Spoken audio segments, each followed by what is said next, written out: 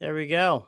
3 seconds in. What's going on, guys? It's Crush This, a Monster Truck podcast presented by High Octane Coffee and J Concepts.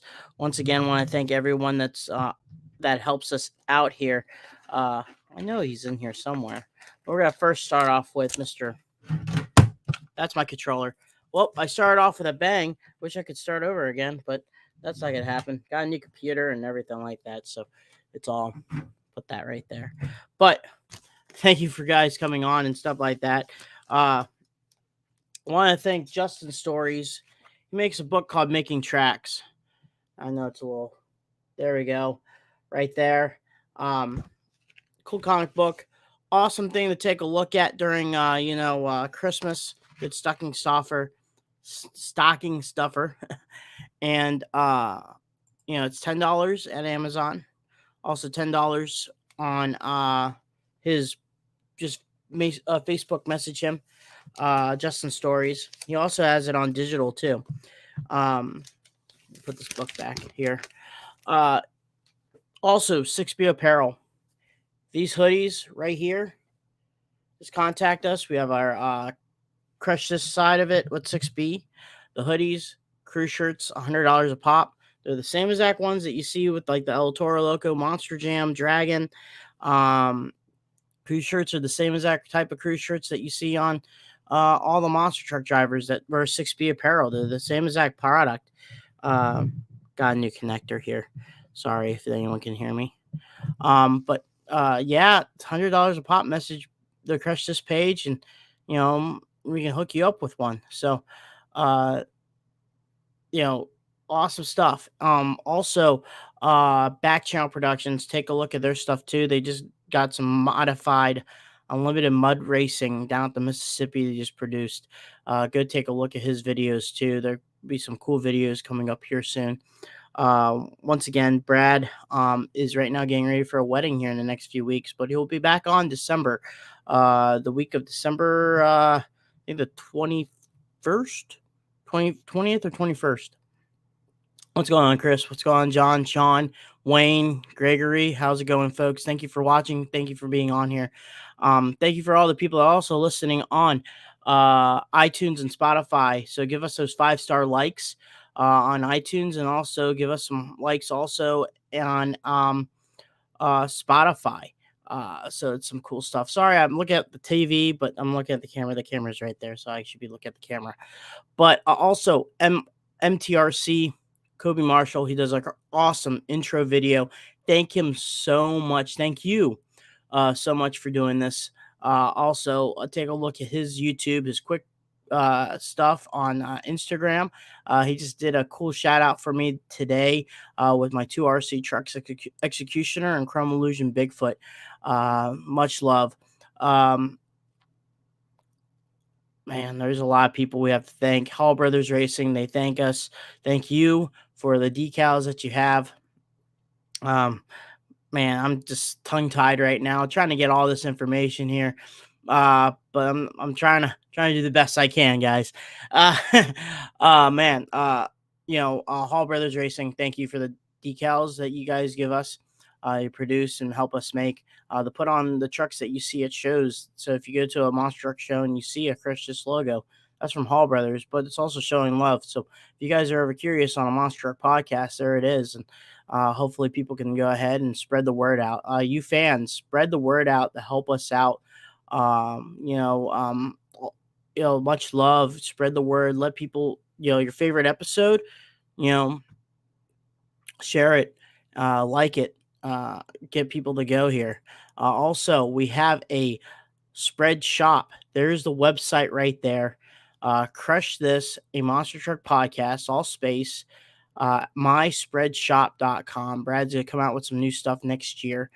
We still have some cool stuff like this hat right here. It's a nice hat with the big bat and blown on the side of it right there. So some awesome stuff that you need to get, and uh you know once again, guys, thank you so much for being on here, and all the support too. Man, what else do I have to thank? High Octane Coffee, Joe Sylvester. He's been here since day one. Check out his stuff in Youngstown, Ohio. Also in Canfield, Ohio, too. Which the cool thing is our guest tonight is basically the voice of his Outlaw Thunder Drags. So we'll get him on here soon. JB Scale Graphics, officially licensed by Bigfoot Overkill, Obsessed, Even Bad Habit. Go check out your RC needs for your awesome flags and also pennants. Also, I mean, he has a brand new full scale wrap system. So there's going to be some surprises in the works. A pretty cool idea that's coming out between me and JB Scale. So hopefully you guys take a look at that here in the next couple months. Can't wait to show you guys styling and profiling. That's all I got to say about that. J Concepts, world leader in monster truck parts, also in off-road racing, officially licensed USA 1, Bigfoot Samson, brand new Firestorm tires. Man, it's some awesome stuff, and they've been supporting our podcast since also day one. And we haven't done a giveaway yet, but I may try to show off some love and see if we could do something there too.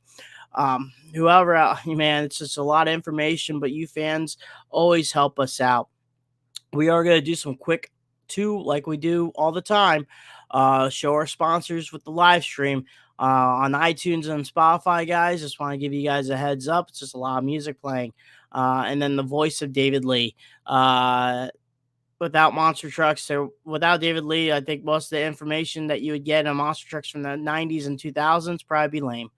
But he's our intro guy, and he's awesome. So we'll get the ball rolling here, folks. I'll leave this Crush This spread shop during the whole program. So if you guys are interested in stuff, just follow the link and try to get some merch.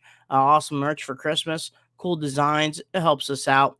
So once again, guys, we'll get this ready to go. If I can get this started. Here we go.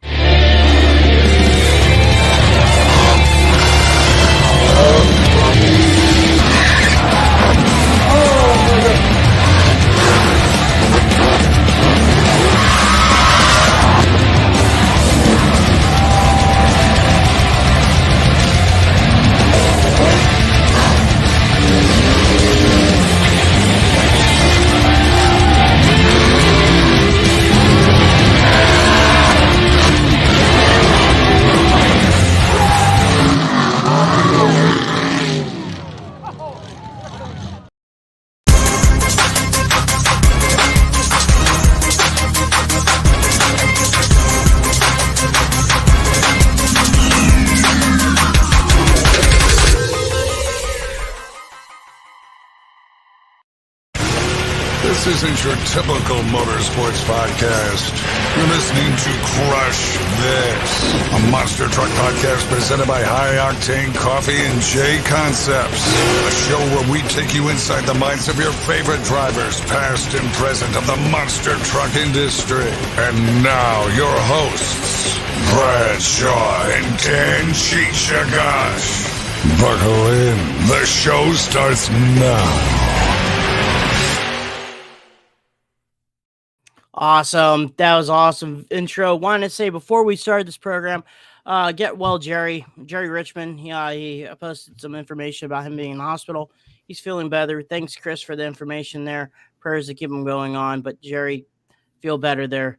Man, where can we start? I'm going to say a little backstory. The first time I met this guy, it was back in 2012, 11 or 12. And you were the announcer at Wheeling, West Virginia. And that was a cold show. I remember that. Yeah, and I was a track crew guy. And if anyone ever been to Wheeling, it is typical like Evansville. It's like, man, it's a big city and a small area in West Virginia. Before you know it, you're already crossing the state line between Ohio and Pennsylvania. But yeah, I remember clear as day because I was helping out. I think it was 13.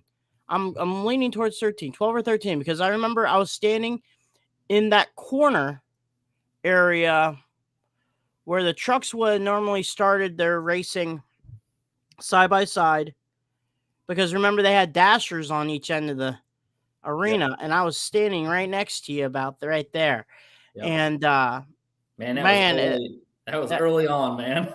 right. I remember that as clear as day, and the I just remember that, and I thought that was pretty cool.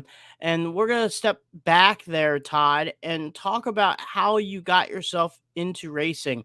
Uh, were you part of a racing family? Obviously, you're a racing fan, but what got you so intrigued into racing in general before monster trucks? Yeah, so my dad, I mean, I was 8 months old at the track. Of course, I don't remember that, but that's what I'm told. At Fonda Speedway, upstate New York, and my dad would take me as a baby. I think my mom went a couple of times, and then she stopped going. But yeah, my dad took me to Fonda Speedway from infancy. Grew up watching big block modifieds and the occasional sprint car show that would run through the support classes, of course. And it was from infancy. I was a ticked off little kid if we weren't going to the racetrack because it rained out on a Saturday night. So, I mean, when you did your racing, would you use pursuing driving racing wise, or like, because you have quite a portfolio, and Now, yeah, now, but let's just say how did you get a chance to what was your pursuit first, announcing or racing? so our family didn't have a lot of money. I mean, if we got pizza every couple of weeks, it was a big deal. So we didn't have much money. Certainly no money to race. My dad did some karting when he was young, and that kind of got his fire going. And I thought, how am I going to be involved? I want to be involved, but I don't know how. And my dad's friend, Paul Montanaro, owns Dodge City Karting Track in Cobleskill, New York. The announcer didn't show up, and he says, we've been there quite a few times. They had really good kart counts. They had a lot of karts there, and announcer didn't show up, and he says, "You want to try it? I mean, you know all this stuff."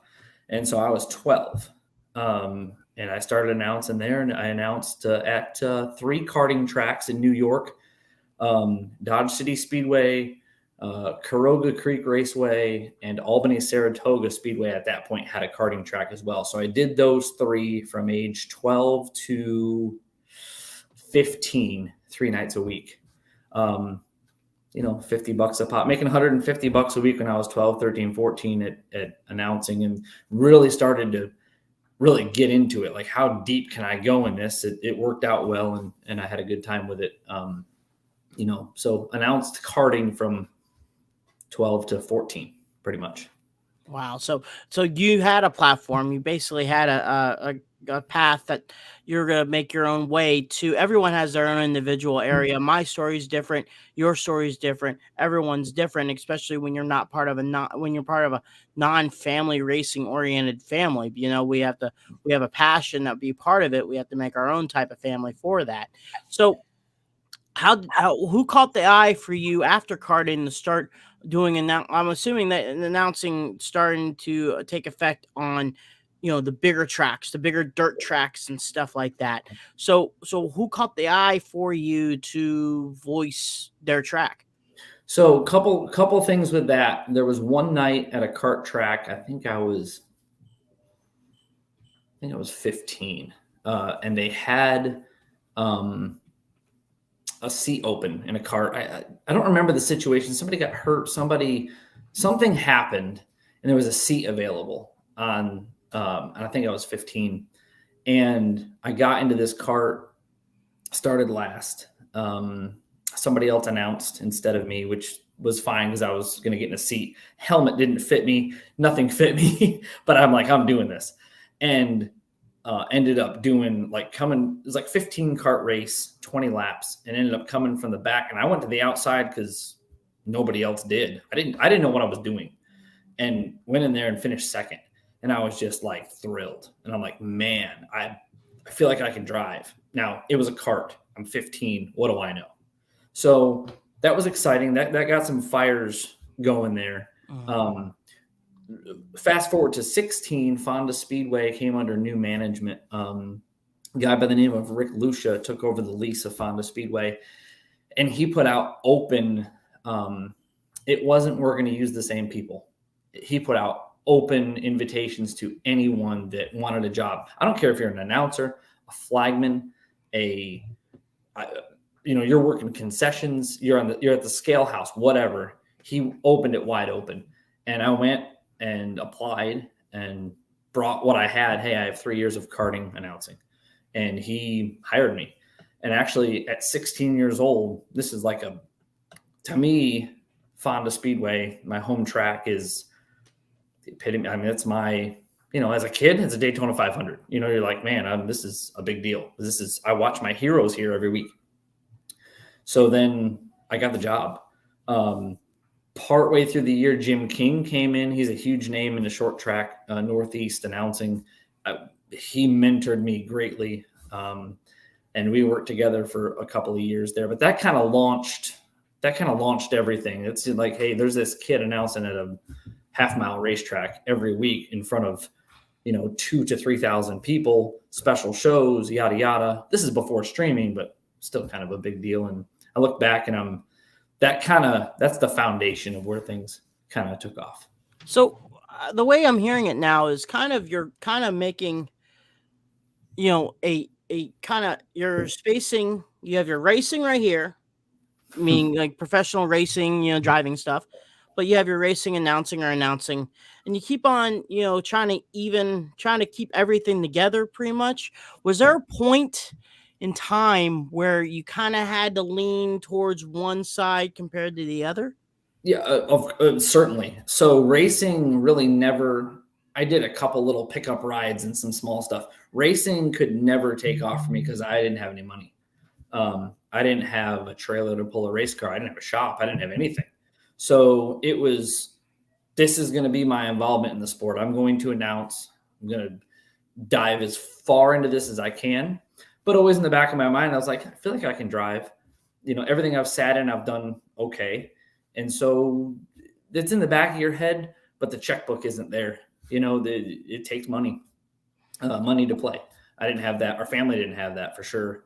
And so it was from there on out, it was announcing. That's where I was headed, because if this is as close as I can get, I'm okay with it. This is way farther than I thought. I didn't know I was going to be an announcer. So, it's already cool. It's great as a teenager doing that in school. Just like I had a typing class I was in, and the teacher, her husband owned a race team.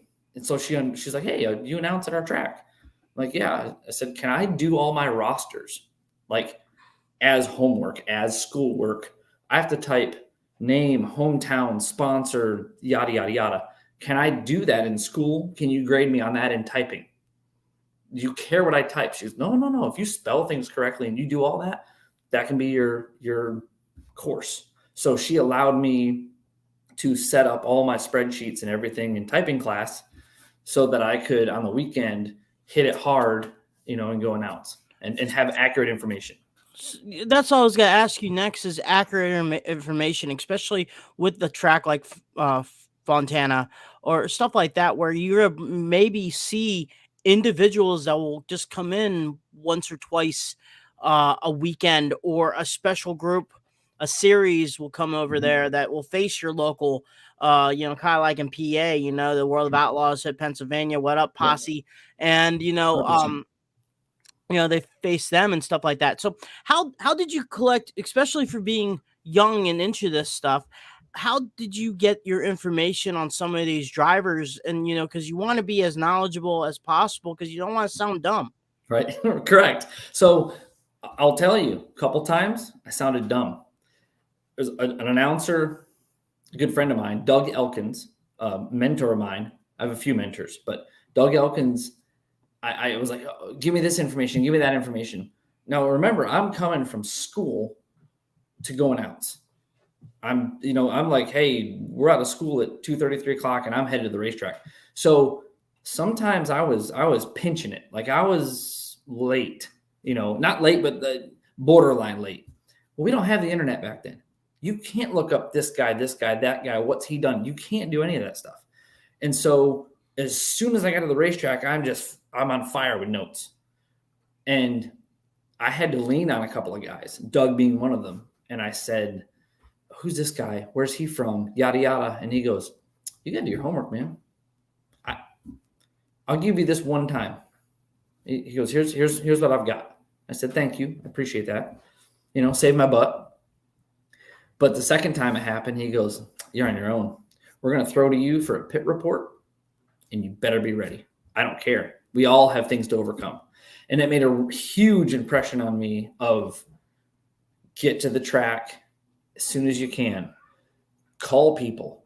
Call a bunch of people. This is before internet. Now you can do all your homework right off the computer, pull it out, spreadsheet it, do everything you need. Hey, Todd, was there one, before I interrupt, was there like a racing report that you had? Like, I remember Tim Hall, my boss, he said for AMA flat track racing, they would have like a, not a brochure, but a newsletter that would tell them what happened the week beforehand.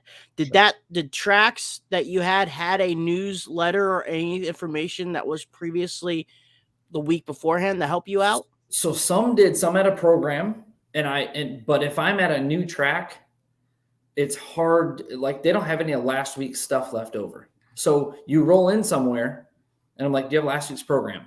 Yeah, to your point, yes, that's an encyclopedia of information. You can write down a bunch of stuff real fast. But yes, they did have some of those things. I got lucky a few times with that.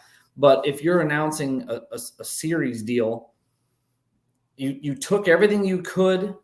You talked to a lot of people as fast as possible to build your notebook. But over time, so I'm a young kid, right?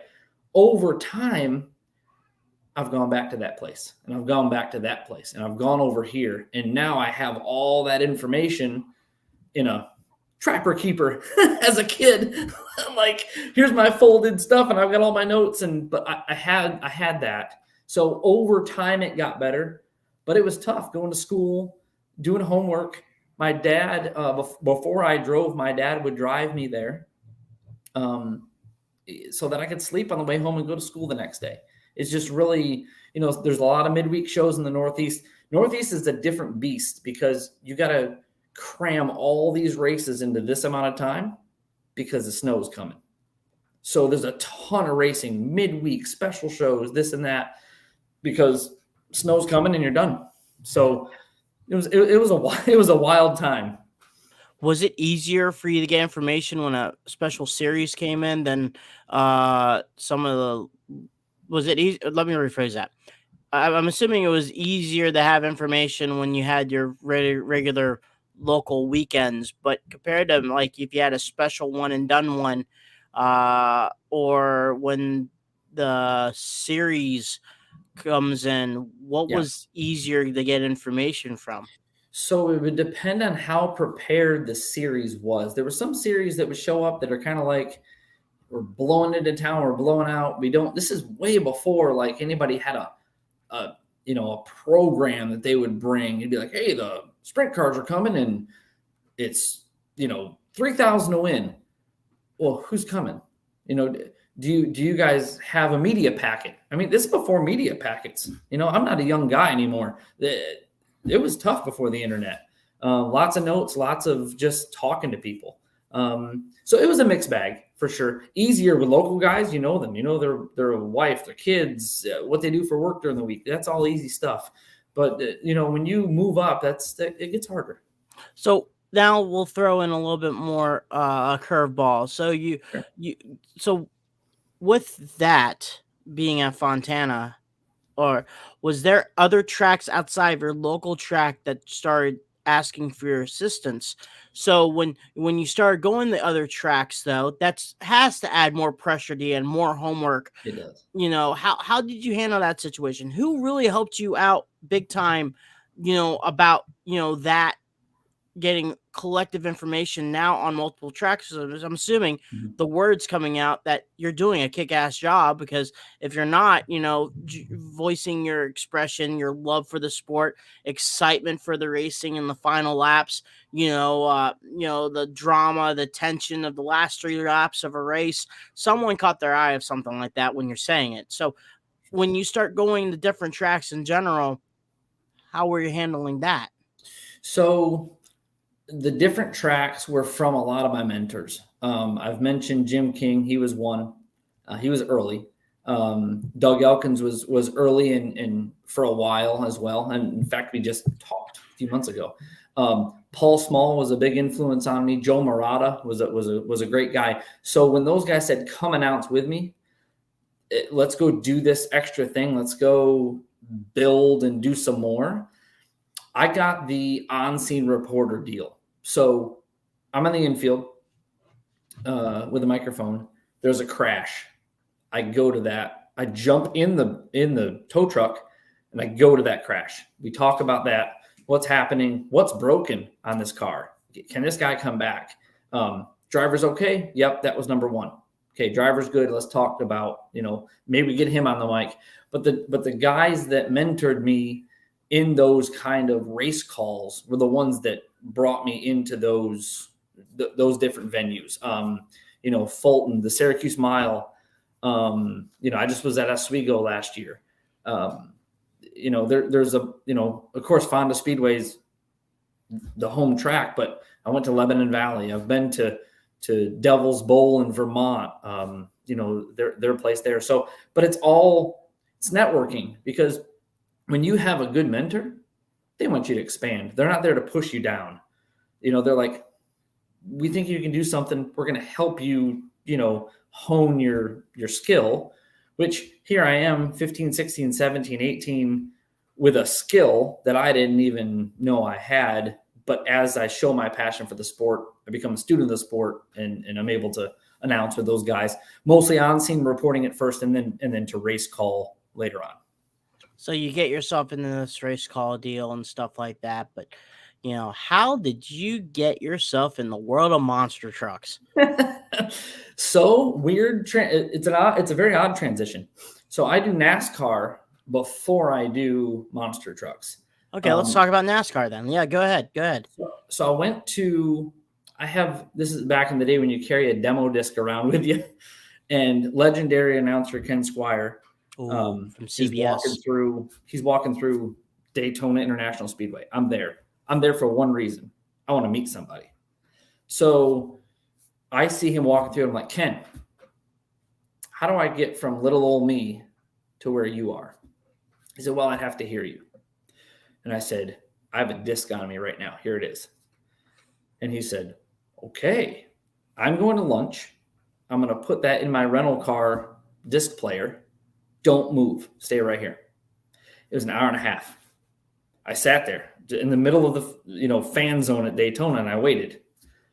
He came back and he said, I'm going to tell you that Atlanta Motor Speedway is hiring a track announcer next year on the NASCAR side. You're going to do, if you get it, you will do Cup Xfinity truck, which it wasn't that back then. It was Nationwide or whatever it was. But anyway, he said, you're going to go do that. So he said, call Ed Clark, who has retired now. He's the president of Atlanta. And he said, call this number, tell him I sent you. So, dude, I'm on the phone right away. Call him up. And he said, this is Ed. I said, this is Todd. I just met Ken Squire. Like to move up to, NASCAR announcing, those kind of things. We exchanged information. He said, I'll call you. Never thought that would happen. 4 days later, I get a 770 area code number calling me. He said, hey, this is Ed. We have tryouts coming up in 2 weeks. It's all on your dime. Be at the track this date, this time. You get yourself there, you get your room, you do whatever. See you there. I'm like, okay. So I go and I walk into Atlanta Motor Speedway, into their, what'd they call it? War room, I guess. There's like a long table, a bunch of chairs, a bunch of people. And there's 40 announcers. And I'm like, crap. 40, not 4, 40. 40. Oh, 40. My Holy camera- cow. 40. So Holy cow. he says, I think I was announcer 4 that got called back. And he says, if you know NASCAR and you're any announcer, that means I can put any race on this monitor in front of all these people, and you'll be able to announce it for us. I want 3 laps of nonstop call from you. You call from the TV broadcast. Okay? And it just so happens it's Casey Kane's in the 9 car. You know, this is all old stuff. And so I go and announce that for the group, scared as crap. And he's okay. We've heard How do you enough. keep your composure? Oh, no.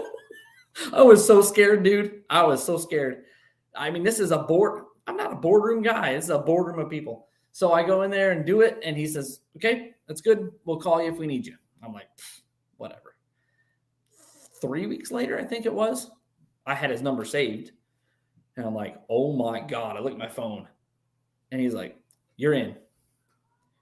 And I said, what do I do? He goes, we'll put you up. We will feed you. You come announce practice, qualifying, all 3 races, and you go home. Tough part about that is it takes 60 days to get paid. It's hard. You know, I'm a young guy. I need money. But it was what it was. I borrowed some money for a little while. The voice. What's You're that? the voice of Atlanta Motor Speedway. No, I wasn't the voice. So Ken Squire was there. Oh, okay. A guy named Ozzy Altman. And the 3 of us announced the entire weekend. A guy named Lenny Baticki was on pit road. So that was the team. I was the new guy. I probably got, I don't know, probably a third of each race, I guess, is what I got. You know, Ken and Ozzy called the start, and I'm bringing in the next, 20 or 30 laps, me and Ken, 20 or 30 laps, me and Ozzy.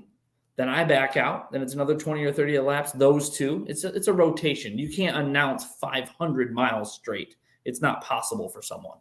You just, okay. I mean, maybe Scott Douglas. I don't know, but not me. So I was kind of curious if their platform was kind of like RPM or MRN type of. That's correct. That's correct. Here on the radio. Absolutely. And then, long story short, the dude from Bruton Smith's son. Darn it. I don't remember his name. He gave me a great opportunity. Anyway, Bruton Smith's son said, hey, come to Charlotte. So I ended up doing Atlanta and Charlotte for 3 seasons. I was about to say, don't those tracks connect with each other? Yes. Marketing. I know they have different marketing groups, but they're owned by the same umbrella, correct? Yes. So they own Speedway Motors. Yes. So they own Atlanta, Charlotte, New Hampshire. They own Kentucky, but they don't race there anymore. Texas, Bristol, and Sonoma. Yes, that's that whole. Hey, my dog's here. How are you, puppy? So I did 3 seasons there. Part time, I worked for DGM Racing, which is an Xfinity Series team. Just did trackside help for them, pushing pit boxes. Back in the day when there was a catch can, which is gone now, I was a catch can guy. I changed tires on the Hooters Pro Cup Series back in the day when that was a thing. So I've been over the wall and done those things too. So that's my NASCAR deal. Let's go there. What stopped you from pursuing being a tire changer? The schedule. You can't have a family. It's insane. You know what? And much like the monster truck industry, it's hard to have a family and do all that. And that's even more rigorous than NASCAR. I've done both, and it's, monster truck guys would laugh at what NASCAR guys have to do. It's not, you don't have 100 employees. You have 3, 4 for something that's as big as that and a big deal as that. And that crash almost every weekend compared to a NASCAR race team that crashes once every 3 weeks. Yeah. And they have multiple cars. So NASCAR team, you got 5 cars, 6 cars sitting there. How many monster trucks you got? 1. When's it due to the track? 3 days. Oh, crap. Yeah, and also, I mean, those NHRA guys don't have it easy. Also, they do, No. and I think anyone in the motorsports world doesn't have it Yeah. easy. It's just so much a focal point, but that's why a lot of people have passion for it because the motorsport world, it's life. Yeah. Some people make it a hobby, but as soon as sometimes someone makes it as a hobby, it becomes a passion, then becomes a job. Not really a job, but it becomes income. And then they find out, well, Mhm. I could be doing it. And then 20, 25 years later, like, I thought this was just a flash in the pan. But it's not Right. like that. But you Right. have the guys that do it every single weekend warriors. Yeah, the people that just have the fun, just have the small taste of it. Sure. It doesn't have to be dirt track racing. It'd be a weekend Friday night with you and your buds, and you have an '86 Mustang against your buddy's '96 Camaro. And But how you're much fun is that stuff? That's awesome, you know and that allows you to, that's kind of where I'm at now. I'm enjoying, when I get to drive, I drive. When I get to announce, I announce. When I get to race on my local short track, that's fun too. So so you got your taste of the NASCAR world, and yeah. obviously, I'm obviously for myself, I'm saying that I know the history. Like Scott Douglas was the voice of Kentucky and Iowa Speedway. Was Scott one of the reasons why you got into the monster truck world, or was there a different route than you found out that Scott did Kentucky and So Iowa and stuff? interest. No, I didn't know that. I actually didn't know that for a while. Mm. So I manufactured a crash tape, which I still do for NASCAR. It's called X-Flex Crash Tape. And I went to Feld because I'm like, hey, monster trucks crash a lot. So maybe I can sell them my tape. I've sold it in NASCAR for years. And so, No, I'm always like that. Sorry, don't but mind me. no. I was thinking, I was somewhere else with my Oh, thoughts. Like Wales, I met him, talked to him, and I said, here's my tape. Here's what I've got. Could you guys use this in the monster truck industry? He said, where are you? I said, I'm in Florida right now. He said, bring whatever you've got. I'll get you a VIP pass to Tampa. Gravedigger's very beat up there right now, coming off a big schedule. The body's garbage. He goes, I want you to tape that thing. You get with Dustin Brown, and I want you to tape that truck back together with what you have. So I'm like, okay. So here I am. The truck is parked for pit party at Tampa, and I've got all my stuff with me. I've got razor blades. I can cut it. I can shape it. I can form it. and you And I gotta fix Dennis Anderson's Gravedigger. Yeah, and I didn't know what a big deal that was at that point. I really didn't. I'm like, I know Gravedigger, that's cool. I know Dennis Anderson. Yeah, big deal. Okay. And so I'm working on this truck. He said, you have to be out of there by whenever pit party started. So I went early, and I'm upside down. I'm inside this truck taping things. I'm putting stuff back together. And I said, I can tape this truck from the inside so that the wrap looks good from the outside. You're not going to see my tape. Everything's going to be inside layered. And so I got done. I got to go to a suite. I mean, I'm like, oh, I don't know, buddy, but here we go. So we go up, we watch, and I'm like, okay, Dennis, bury this thing. Because I'm confident. I'm confident in my material. It's going to hold. I told Dustin Brown that, hey, if you get in this thing, kick it out, it'll pop back into place. So he buries the thing, like big time.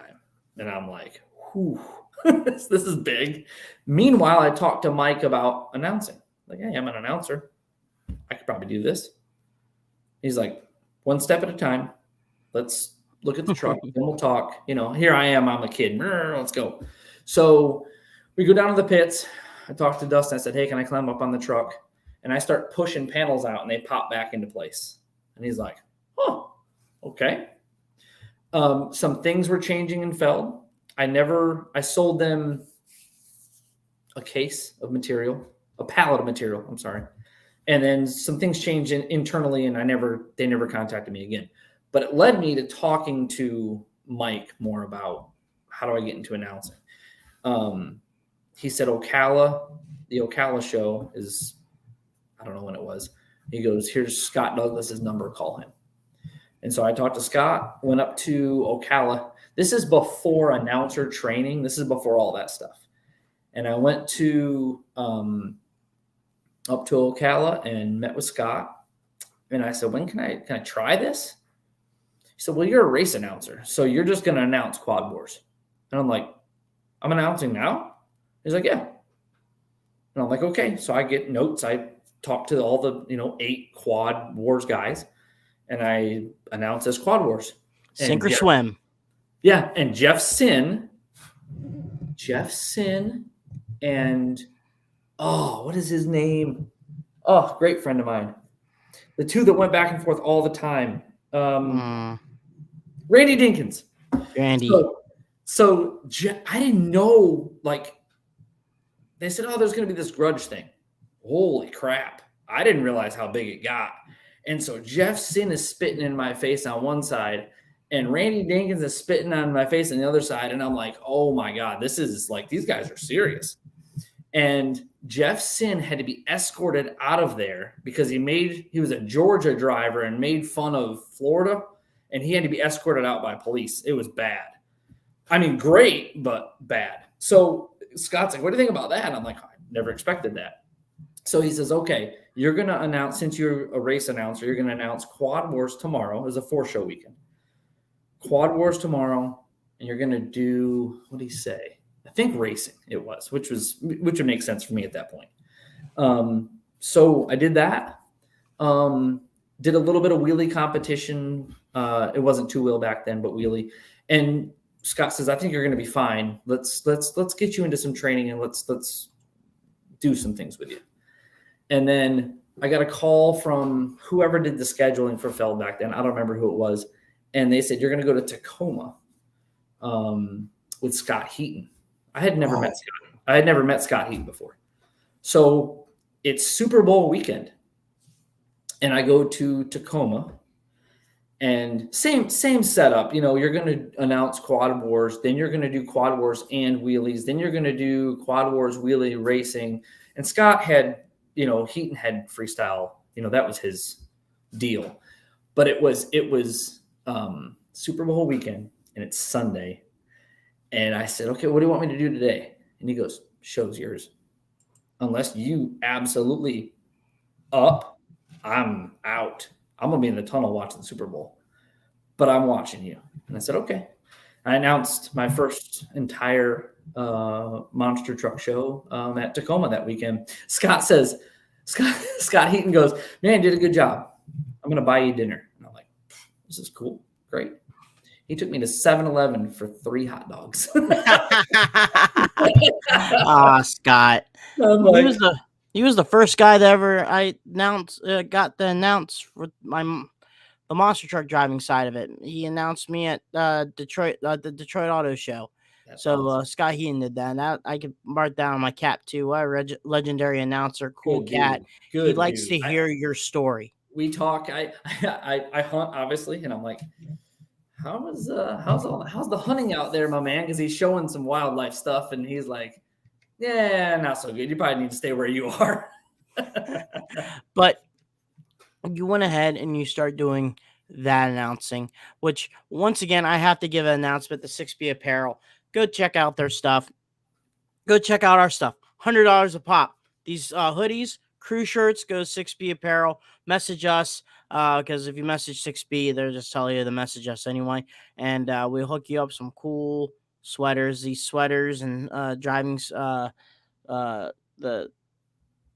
track crew shirts and stuff like that. The same things that everyone else wears in Monster Jam, Monster Truck Throwdown, Toughest, you name it. They'll be there. So the Outlaw Thunder Drags. So that's go to 6B Apparel and get your some Crush This merchandise. But you coming around and you're doing your announcing. It's kind of you're in that tradition gate of the Scott Heatons, Douglas, and all of them, and then you're kind of in that platform where it's like you, Jody Donnelly, Leslie Mears, and then afterwards it's starting to become the fine talent and whoever can read a teleprompter type deal. So you're starting to learn information about trucks. I mean, it gotta be a little bit easier for you to know, okay, you're getting your scheduling of what's going to be there.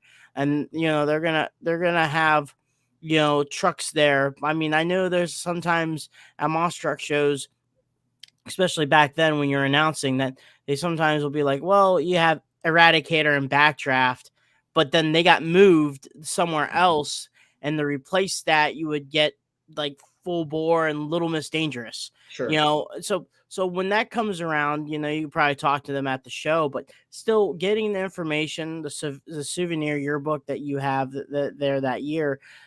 I'm assuming, I'm thinking that the information that you can get from these drivers was a lot easier than it would be if you went to Fontana or Atlanta. Yeah, so you make a good point. Yes. So you pretty much knew who you're going to have every week. I got an arena tour first. So that's a lot of shows. Everybody wants stadiums, whether you're a driver, whether you're an owner, whether you're a crew guy, an announcer, everybody wants the stadiums. And when you first start out, you're getting arenas. There's no two ways about it. That's what you're getting. Does everyone want to do 3, 4, 5, 6 shows a weekend? No. But that's, if you want to dig in and make your mark, that's where you have to start. And so I pretty much knew who I had. If you compare it to short track announcing, way easier because you have, you have 6 drivers, you have 6 teams, you have 6 crew guys. So you can build a notebook on, hey, if Backdraft flips over, I have 4 things I can talk about him while they're getting rolled back over. Now you flip over, there's a giveaway, there's a script, there's this. But I loved back in the day being able to talk about some of those teams. What have you guys been through? You guys blew a motor last week. Okay, you have a new motor. This truck rolled on the same team. You guys been building the body all week. Then a wrap had to be overnighted in. I mean, you have all those stories. And I know monster trucks are mostly about kids and selling merchandise, but mom and dad are sitting there too. They want that backstory because they're all going to go get autographs after. They're all going to talk to them. So why not have that information to pass along and say, hey, Steve Sims rolled last week, blew the body off the thing, but he actually ended up winning, but a new body had to be made, yada, yada. They're 700 miles from home. They have to overnight come back. There's a story every week in the monster truck industry. So it made it a lot easier instead of grabbing 30 people's information and all their sponsors and all their stuff. I'm worried about 6 or 8 or 10, but you have that information in case there's a rollover. A good friend of mine, Dave Moody, with MRN Radio, a really, really bad short track announcer, when there's a red flag, turns the radio on. You should have enough information in your notebook to be able to talk about everybody through the field, the point standings and all that stuff. Same way with monster trucks. We know these guys. When there's a rollover, you can stretch and stretch and stretch. Go down to the track. I've done it before. Go down the track, talk to people. Grab that crew chief. Hey, this truck rolled over. We can see a bent 4-link bar. We can see, this and that. We hear air coming out of a tire right now. Obviously, you're going to have a patch to do. Give me the rundown of how that's going to work. Well, you've just let that crew chief, who probably is hardly ever on the mic, talk about his job. Well, he's passionate about it because he never gets mic time. So you're filling 3, 4, 5, 6 minutes of time where it takes those track officials to roll that truck back over, get him to, over to safety, those kind of things. So I was kind of groomed for, you got to dig deep and find a story. Well, find the story in monster trucks and you're going to be able to carry a show in a decent fashion. So let's talk about the not important, but your whole story has been important, but the transition. It's long. Sorry. It's all right. It's all right. We had Mike Wine on, and it was almost 2.5 hours long. So we're good. Oh, okay. Now I have a goal. Perfect. Getting behind the wheel of one and then pursuing on how to. Sean Green just did it. How did you start driving monster trucks? So that's pretty much was the question that I was about to start asking. But that's a first fan question. How did you start? So I was in year 3, I think. Year 3 of announcing. I'd done 2 arena tours and one stadium tour announcing. And I started talking to teams because, again, I like to drive. I mean, I like to compete. I've got wins on pavement, on dirt, and I felt like I could do it, but I didn't know how to do it because I knew how short track racing worked. I knew how much it cost. I knew the money involved, and it's something that I couldn't touch. And so I talked to quite a few teams and just to get a tryout. It wasn't a matter of, hey, I'm going to go do this. Just give me a shot. Let me try. And so a bunch of teams said no. Jimmy and Don Cretan said yes, but we're trying out a few people, which is great, so be a part of the tryout. Nate Kirchner, Opie, good friend of mine, great dude, was an awesome teammate to have. We both tried out together, and he got the job. And then I was going to be a fill-in guy, which I was fine with. Let's go fill in. Hey, you can't make it, I'll go fill in, which is kind of what I'm doing now. But it was cool to get a shot behind the wheel. I'm sure every single monster truck driver that's ever been in a truck will say this. Man, I thought I was flying. I was in the air. No, like 6 inches off the ground. Horrible. I look back and I'm embarrassed. But, when you got an owner like Jimmy Cretan, he's seen a lot of people. He saw something in Opie. He saw, to be honest, a little less in me because Opie got the job. But he was like, man, let's talk. You got a chance to do it. And so Opie decided that he was going to go first quarter on an arena tour. And then I'd fill in wherever I could in the summer or whatever. And it was a month before was it a month? Maybe 2 months before first quarter started with Monster Jam. And Opie decided he didn't want to do it. Don't actually know that reason. But whatever his reasons were his reasons. And I had to go to somewhere in Arizona, Yuma. Went to Yuma and did a few tests that I had to, I was in a couple of shows that I had to send video back to Feld for to get approved. And so it was feet to the fire immediately. So that was something. And then we were all of a sudden driving. I had to go get my CDL permit. Boy, I sucked at that. I was awful at driving a truck. It took me a long time to get it, to really understand how to do it. And that was frustrating because, you're okay. Hey, you're a monster truck driver. Okay, great. But you're also a mechanic now, which I'm kind of not that guy. There's guys that drive and help out fix their stuff. That's me. You want me to go build you a truck, build a motor, do all these things that the Andersons have done for years and all those guys. I'm not that guy. But thrown into it. I was thrown into that. We didn't have a crew guy. I lost my grandfather just before first quarter. That was super hard. I flew home. I missed some shop time. So it was a weird transition. I was happy to do it. I mean, I'm super happy to do it. It was great. It was a thrill. It was unbelievable. But I realized how hard I had to go at that point. Like, man, you're not going to putter around. You got to go. And I know that whole first quarter, that first year, I had it. If I scared myself, I knew I did okay. Was I way up here? No. Mid-pack, got a couple of wins.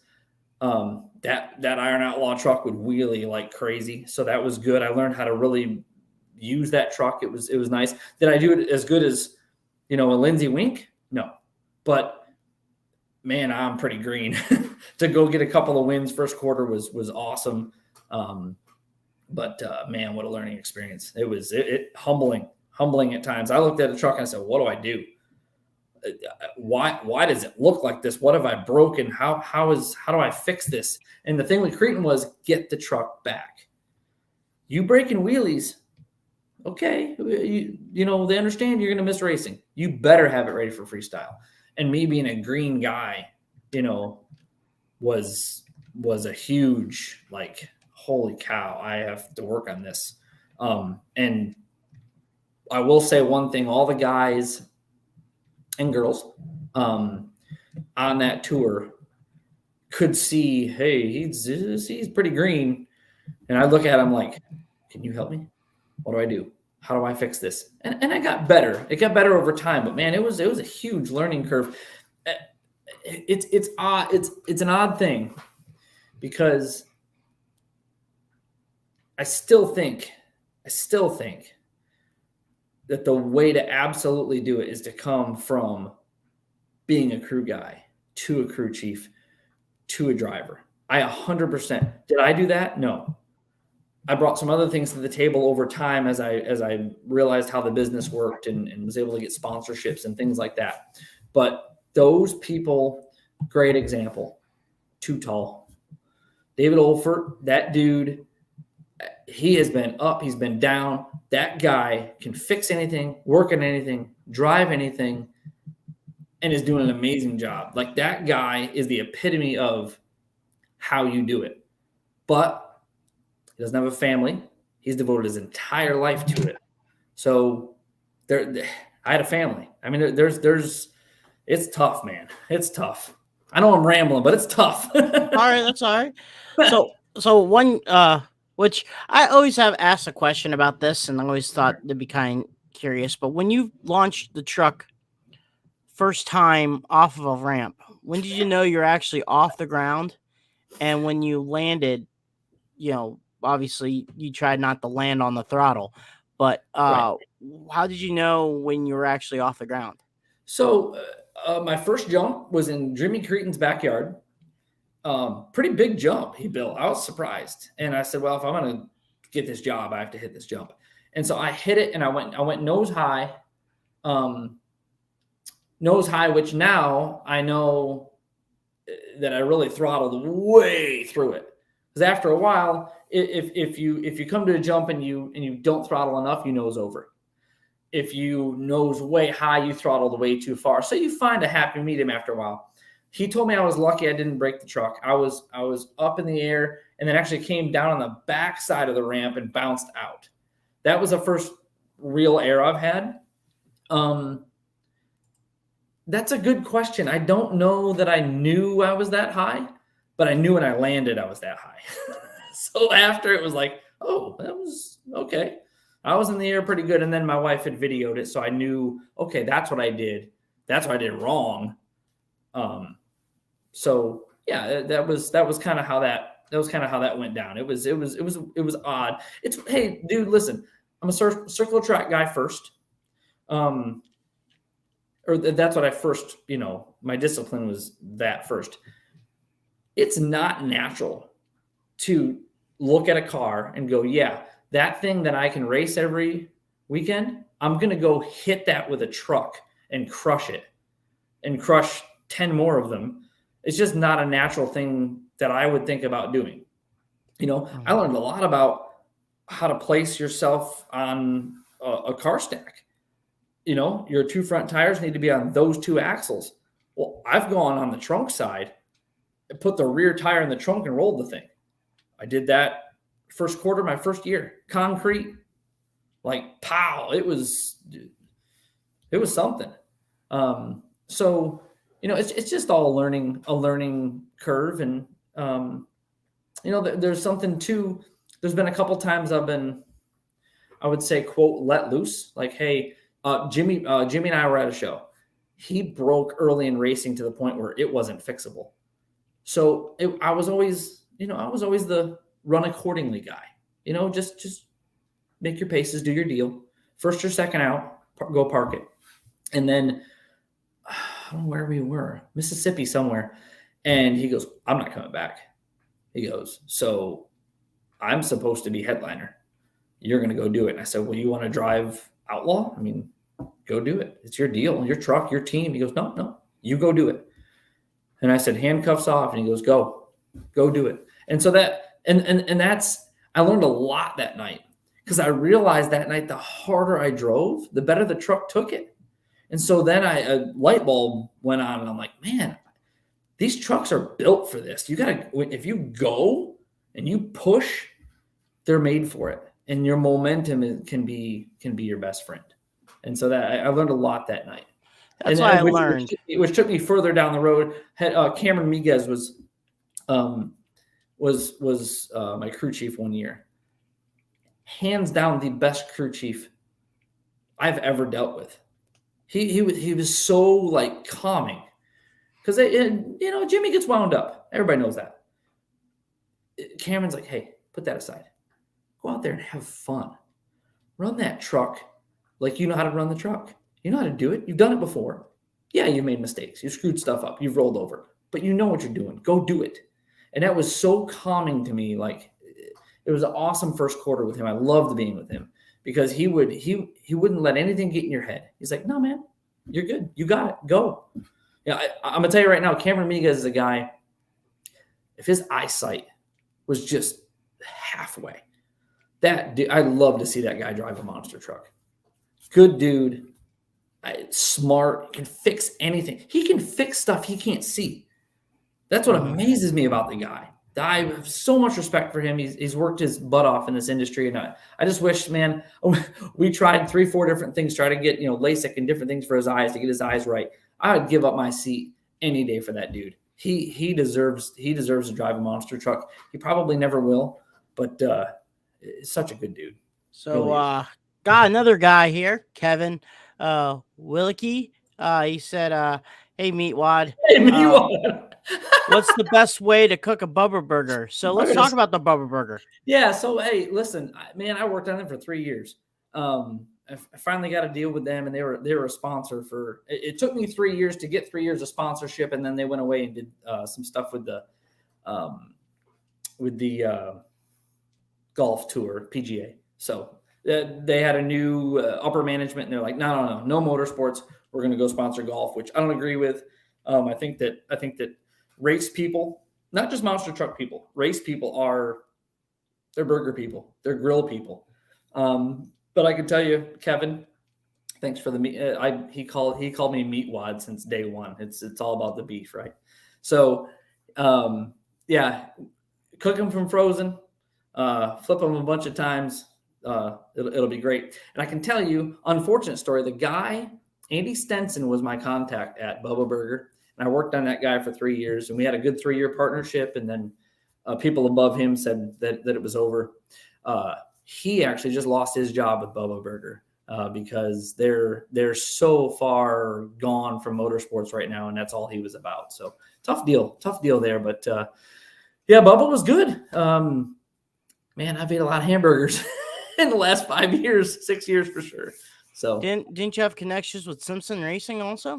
Yep, for sure did. Had a great deal with them. Actually, was able to help a lot of other drivers with them too, to kind of pass along a nice deal. But yeah, I got suits, I got shoes, helmets, gloves, the whole 9 yards.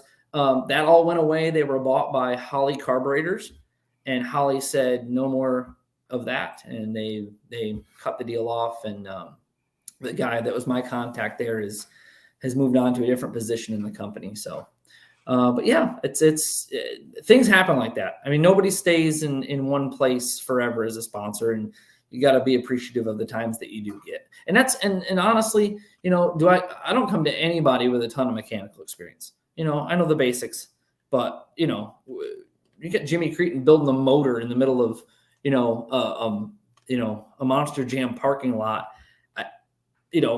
I'd go clean stuff, bring stuff to him, but I'm not that guy. What I did do was bring some product, bring some money, helping out on the financial side of things for sure. Helped him, get started in doing his own shows. I built a lot of those shows at the start of our, actually towards the end of our relationship. I went into different cities and found venues and did those kind of things. So Kind of a mixed bag. So let's go to your race winning weekend this year at your local track. That one. Yeah, but to a point where you got some t-shirt sales, and Yeah. how did that all come about? I know you won I the went race, nuts, but man. I mean, victory Listen, lane. Let's go from there. when you're when you're 6 months old at a racetrack, that's your racetrack. Like as a kid, everybody's like, oh, Daytona 500, Indy 500, Monster Jam World Finals. As a little tiny kid, Fonda was my deal. So what I could afford to run there was a 4-cylinder stock. They run 2 different classes there. It's a dual overhead cam and a single overhead cam. I have a single overhead cam car, and one guy has won everything for the last 5 years, probably longer than that, 7 years, 8 years. The 12 car is just dominant. And I was behind him, and, I was always behind him, 100 yards behind or half a straightaway, whatever it is. I can see him. I can never catch him. So little puff of smoke from him going in turn 3, and I'm like, oh, we got 4 laps to go here. And then another little puff of smoke, and it gets a little more, and now it's a steady little smoke, and all of a sudden he's slowing way down coming back to me, and I'm like, oh my God, we got a chance here. And so I go around him, and you can't look at the cars in this class and know that's a single overhead cam, that's a dual. So you kind of don't know who you're racing sometimes. I knew when I got past him that was obviously a positive. I thought I was probably second or third. I wasn't sure. And then we have a receiver deal in our ears. They tell us, hey, 36, you pull in for scales. Well, that means you're top 5. Does that mean I'm top 5 in my class, or am I top 5 overall? It's weird. So I pull in, go over the scales, and they're like, you're good, pull up. So I pull up and I leave because nobody said, hey, you won. I just left. I went back to the pit area, and a bunch of guys I raced with were like, what are you doing? You gotta go back out there. You won. I'm like, I didn't win. I thought that guy won a 39 car. And they're like, no, you won. So I drove the car back to the edge of the track, and I asked an official, I said, I know our victory lanes are later with some other classes, but did the 36 win the single overhead cam class? He goes, yeah, you won. Go. And I'm like, I lost it. It's a 4-cylinder. Not a big deal to many people. Not a big deal to probably 99% of the fans that are standing there. But man, I went crazy. I jumped on top of the car and hugged my dad and hugged a bunch of people, thanked a bunch of people, went pretty crazy for a 4-cylinder race, but and actually ended up making a t-shirt about it and got some t-shirt sales out of it. So we're headed back again next year with a dual overhead cam car. So I think I've got my car sold. I'm not sure. Got another car coming. It's being built in Florida right now, and can't wait to get back to it there a little bit later. And you still do monster truck racing off and on. I know you drove Aftershock for a little bit. Yep. And then you also did announcing for Joey Sylvester's Outlaw Monster Truck Drags. How is that program and being the voice of that awesome, exciting, and detailed track that Joey creates? Joe builds some stuff. I mean, when you walk into that place, you're like, these are racing lanes. Like it's so I've been on the team owner side of things where I hear conversations of, what's a track going to look like and this and that. That's a track, man. It's big. That step up he had to start the racing lane was massive. It's a huge show. It's probably 80% full. That's a huge grandstand. 80-85% full. It's great to work for Joe. I've worked for Joe. He does some fair shows as well. I've announced those. He had some issue a couple of years ago. Somebody didn't show up, and he's like, man, I need you. And we've been together ever since. I'm headed to the Kicker Monster Truck Nationals for Todd Hammock. Going to do 4 to 6 of those. I've committed to the first 4 or 5. But those are great shows, all arenas. in the winter, I think we go to Reno, somewhere in Louisiana, Hobbs, New Mexico, Amarillo, some other places. But those are really good, high energy, and those are fun too. But yeah, so it's a mixed bag now. I mean, I'm not chasing sponsors like I was. I don't ever really. It was very hard to do so in the first place. You never really have a set schedule. I talked to some teams and where are you going? Can I fill in somewhere? And I was always on the phone and going and well, if I can't get a schedule from anybody and I can't, they don't know. Well, I'll call you if I need you. Well, that's fine. I can go drive something. That'd be great. But I'd also like to put some money back in the team's pockets. If I have the ability to go do that, why not? I have marketing decks. I have things I use. I have a lot of connections. And so if I can get a schedule from somebody and they're like, hey, why don't you come out for the month of July? Let's do July together. That kind of thing. But I don't get that. If teams come to the Northeast, I can drive a little bit. Announcing pays better than driving, to be honest. I'm not breaking somebody's stuff. You can't break a microphone unless you drop it. So it's a mixed bag right now, man. Do I want to be back in a monster truck? Absolutely. It'd have to be the right situation. And I'd love to help the team build some funds. I'd love to go in and say, hey, don't pay me to drive. I'll pay myself and I'll give you half of the sponsorship or something, but those times and those situations are harder to come by now. And we gotta show some love. Talk about your time with Craig Christensen, because he just did his last show. I think He did, yeah. Early November, and he's taking a step back. His grandson's gonna be driving the old Dragon Slayer, but you were one of the first ones to drive the Wicked truck. Yep. And you brought UNOH to some of the situations. Sure. Man, talk a brief stint about your time, with Craig. Sure. Craig was an open arms kind of guy. He was pretty easy to work with, and I did wreck that Wicked body. I'll never forget. We were in Vegas. There's a place called Core Arena there. It's an outside rodeo arena. And I was there and I hit this jump and I hit it wrong. And I hurt that body bad. He said he didn't have a mold for it. And I was like, oh my God. And then he went out after me and he did the same thing to his body. It was a crazy, a bad body weekend for sure. He was the first guy to ever allow me to do a backflip. There was a couple opportunities I had with Creighton and it never really worked out.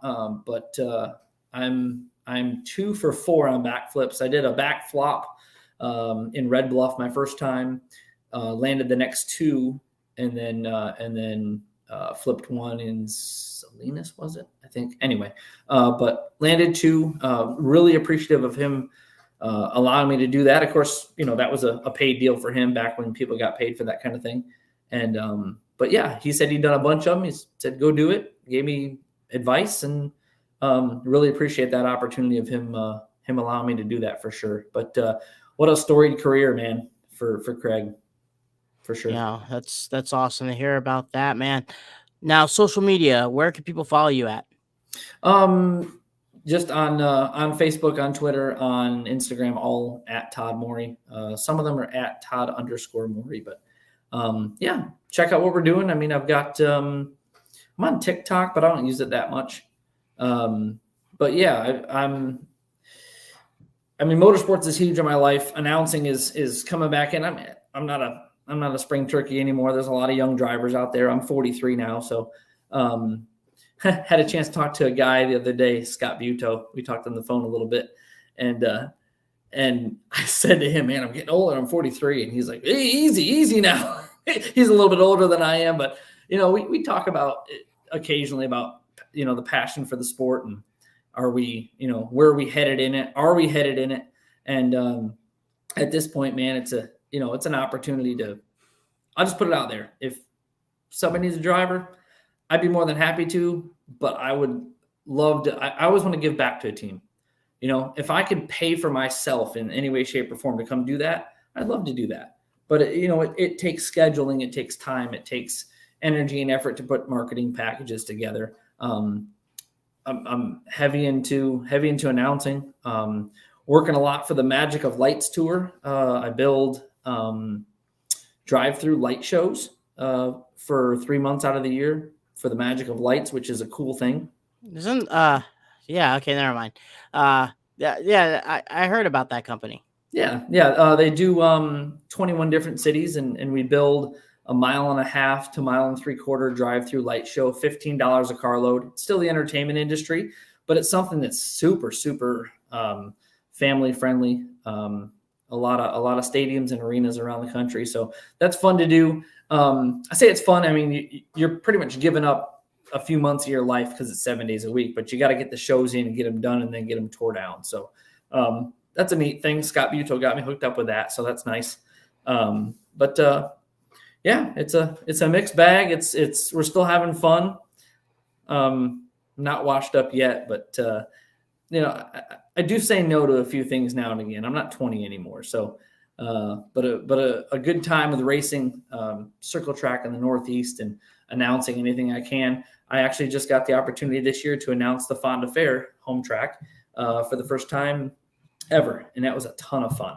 I loved doing that. Nice. I announced some dog shows the last 3 or 4 years.